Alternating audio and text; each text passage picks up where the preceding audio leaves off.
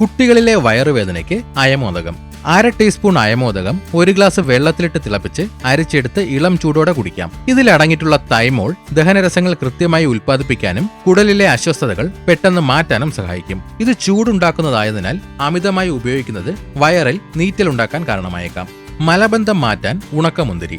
രാത്രി 10-15 ഉണക്കമുന്തിരി വെള്ളത്തിൽ കുതിർക്കാൻ വയ്ക്കുക.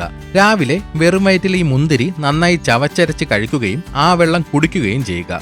ഉണക്കമുന്തിരിയിൽ അടങ്ങിയിരിക്കുന്ന ഫൈബറുകൾ മലവിസർജനം സുഗമമാക്കാൻ സഹായിക്കും. എന്നാൽ പ്രമേഹ രോഗമുള്ളവർ അളവ് നിയന്ത്രിക്കണം, കാരണം ഇത് പെട്ടെന്ന് ഷുഗർ കൂട്ടാൻ കാരണമായേക്കാം. ശരീരത്തിലെ ചൂട് കുറയ്ക്കാനും ദഹനത്തിനും തൈര്.